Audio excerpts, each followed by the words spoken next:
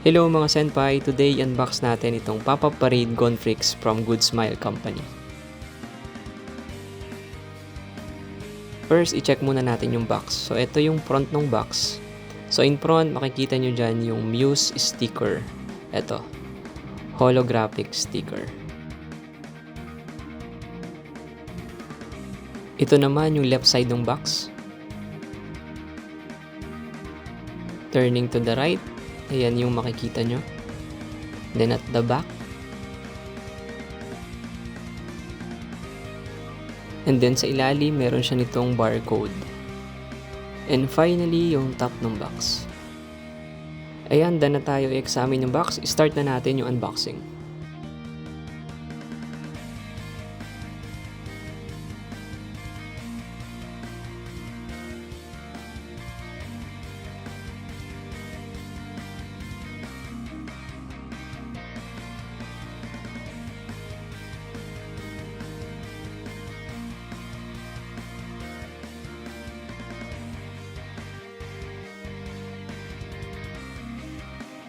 Kita nyo naman, inside the box we have two items. Isa yung base and then yung ating figure. I-unwrap lang natin itong black base. Ito na yung ating black base. Underneath ng black base, makikita nyo yung embossed letters made in China tsaka yung I think license number, yung P9823 something. Next, i-unwrap naman natin itong ating Gon figure.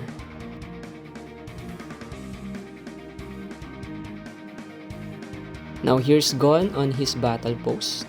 Kita nyo naman, meron pa siyang effect part na kulay orange, which displays his Nen power.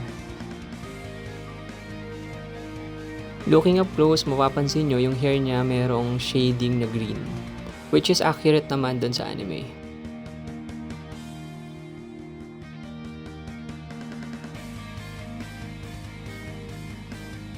Yung overall outfit niya, similar lang din sa anime. Please take note mga senpai na itong Pop-Up Parade figure wala siyang embossed letters or any markings dito sa mismong figure. Similar to dun sa Pop-Up Parade Killua Zoldyck natin. So ang basis lang natin ng authenticity ng figure is yung base niya tsaka yung box. Combine na natin to sa kanyang black base.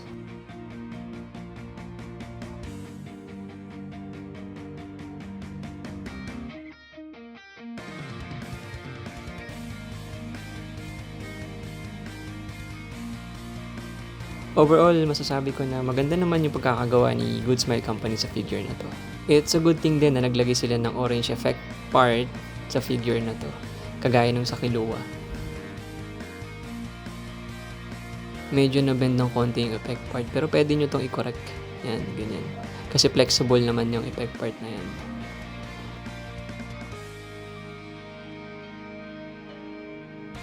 Now, i-check naman natin yung length, width, tsaka height niya.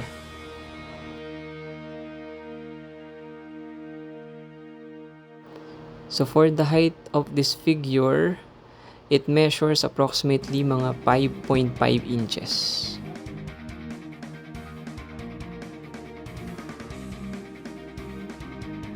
And then sa length, nasa around 3.75 inches.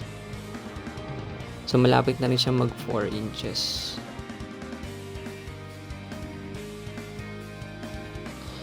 Ganon din sa width. So, minimeasure ko yung base. Since circle yung base, both width tsaka length niya pareho lang. Hindi nyo rin kasi maidi-display itong figure na to without the base. Next, kunin natin yung weight ng figure. So, this figure weighs approximately 90 grams.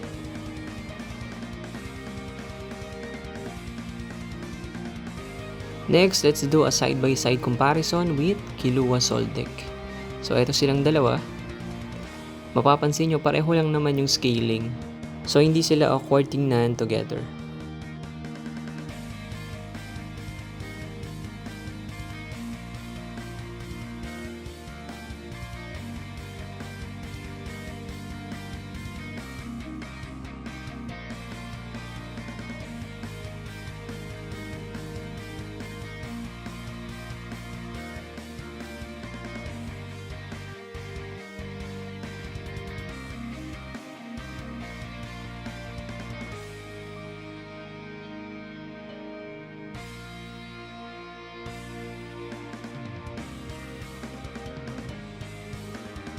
So that's all for the side-by-side comparison. Pero before yan, yung next unboxing video ko would be Kurapika from the tribe of Kuruta.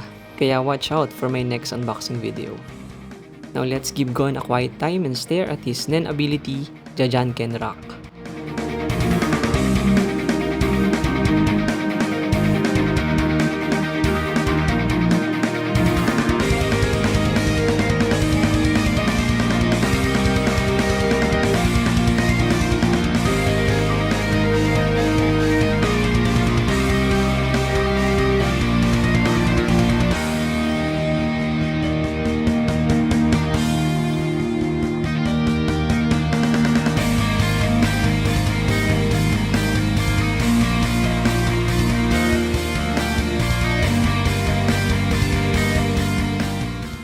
And that ends my unboxing video. Thank you so much for watching. Godspeed!